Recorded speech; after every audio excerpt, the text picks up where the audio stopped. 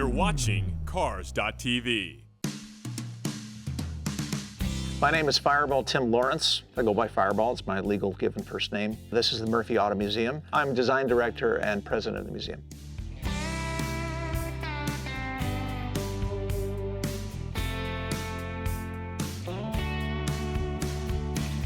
You know, actually, I came up here to the Murphy. It was in a different location at the time. It was about a 100,000 square foot building. I had a show at the time that we were doing and got along with David Neal, who was the executive director, very well, kind of two peas in a pod. At that time, the museum was more along the lines of car storage, although they would call it a museum, but if anyone had ever been to a car museum, they would see there's a distinct difference. But I am an ex-Imagineer from Disney, worked in the film industry as a concept artist for over 40 years, and my job is thematics, is world building, whether it's cars or weapons, sets, props. And at Disney, we did a lot of that kind of stuff. So when we weren't working on projects at Imagineering, we would get assigned the cafeteria or the bathrooms or things like that to theme, to understand design language. For the most part, when you go to Disneyland, there's things that Frontierland is and things that it isn't. It isn't sci-fi, it isn't dark noir, but there's a very distinct design language. And when you build something like a car museum, you have to understand the things it is and the things it isn't. And the types of cars primarily that are here are Americana, automotive culture, pop culture. Those are things that are close to my heart and something that David was really into. He was a big vintage trailer guy, so we had a number of those over the years, a lot of really amazing vintage trailers. And we just got together and we shared a lot of passions, and we just felt that it would be a good fit for us to work together and to develop in that language so that you get those finite things. If you walk around the museum, you'll see pinstriping from Johnny Martinez, who's a very famous pinstriper, kind of hidden behind poles and all kinds of things. Lots of Hot Wheels, lots of kind of Easter eggs throughout the museum, so it's pretty cool.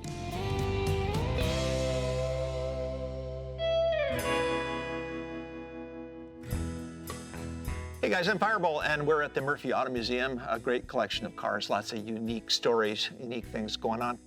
Behind me, I really like this car especially because this actually is owned by our executive director, David Neal. This is a Studebaker wagon, which is not necessarily that rare of a car, although it has some components that are super cool.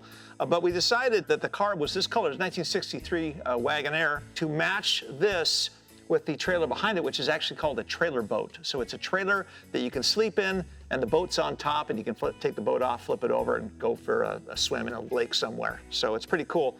But the design is really neat, and is actually for sale now also, which at a shocking price. I can't believe he's selling it for it. But if you're into old classic cars, man, this could be yours.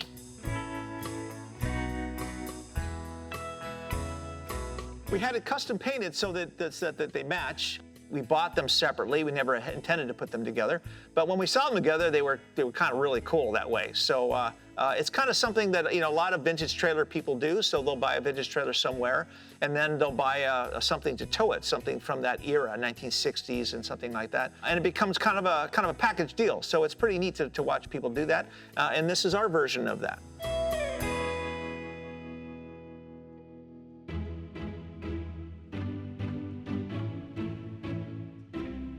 We wanted to compartmentalize the museum so that each environment is a different experience. So when you first come into the lobby, you see a bit of an atomic shop kind of feel, a bit of a mid-century modern rocket ships, a lot of that kind of stuff. And then as you would make your way down toward the entrance of the museum was an art gallery, and we had art from many famous artists. Our first show had 750 people that showed up. It was epic. And then your first area, although you can go to the vintage market and you can buy, you know, knickknacks and automotive swap meet type of stuff. The main area you go into is the train station. And the train station is a scratch-built HO scale train that is run by a club that has about, I think, a dozen or more members.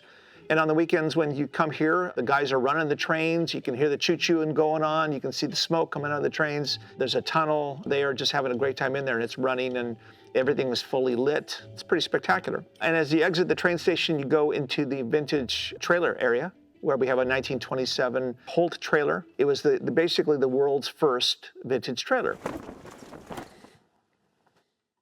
This is our 1927 vintage Holt. It looks like it's brand new from 1927, complete with closets and all kinds of cupboards. It was in storage for about 80 years, ended up in a private collection, finally ended up here with us. Even comes with a waffle maker, which is pretty cool. Everything that you would need to travel across the country. Of course, 1927, there were no paved roads or anything like that. But they did have something that was really cool, and that was this over here. This was the iron to which you could make sure all your clothes were nice and pressed for the bears that might come up and visit you. But it's pretty amazing, pretty incredible. It's currently for sale on BAT, and someone will snatch it up. We'll see how it goes. The one most unique thing about this trailer is it actually has a balcony, and that's not something that has ever been done. I even think that Winnebagos of today, brand new Winnebagos, deserve to have a balcony like this. You can go out on the veranda and enjoy the view, take your coffee, take your glass of wine, and watch the sun go down.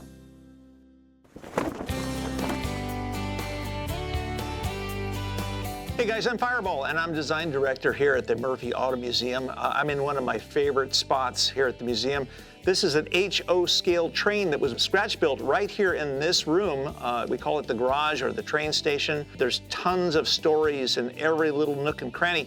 But the most interesting thing, it's a club that put this thing together, and those guys are older on in years, and they remember a lot of these areas as areas that they grew up with. So we even have a theater over here that's playing The Blob and the movie Them, but a lot of classic cars. It's fully lit. It goes all the way down into the country area, and in the back you can see the mountain. You can go in through the mountain, and on the weekends, when people come to the museum, they'll spend maybe an hour in the museum looking at the cars, but they'll spend a really long time in here, just enjoying all the little intricacies, all the little stories everywhere, all the cars, and even cops are pulling people over for driving too fast. And there's so much stuff going on. We got a military base. We got all kinds of stuff in this museum. It's really cool. This is pretty amazing.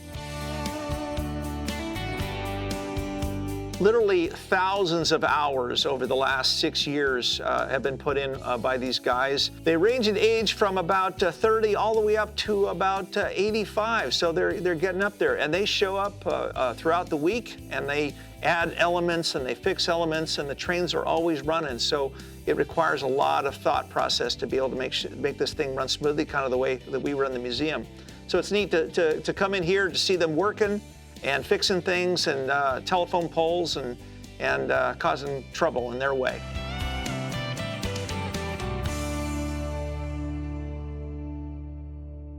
Now, a lot of you guys grew up with different types of cars. I personally grew up with the land yachts, really, really big Lincolns, Impalas, things like that.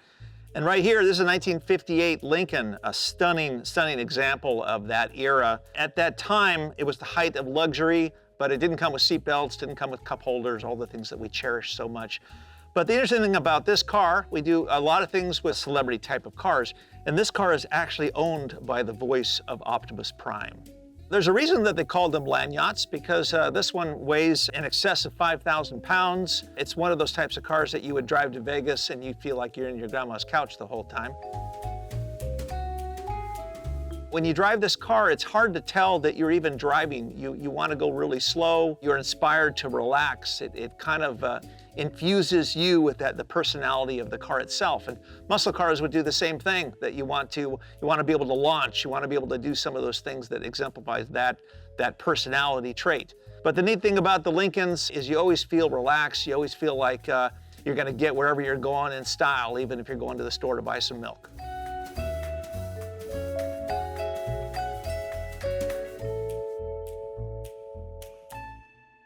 Most guys have garages with their cars in them. And 9 times out of 10, when their friends come over, they either end up in the kitchen or they end up in the garage talking. And this is our garage. It's not really anything more than a garage at home. All your cool stuff is there, and your tools are where they need to be, and you can't find your stuff when you're trying to fix something, and it's all the same.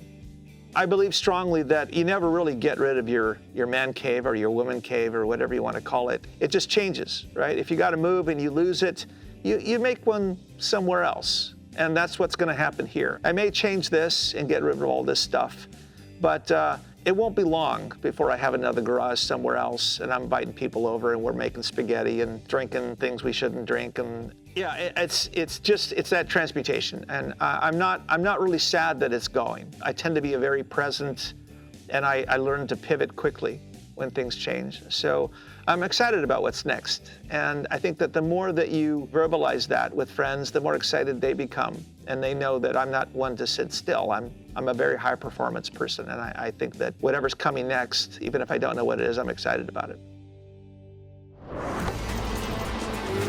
Closed captioning provided by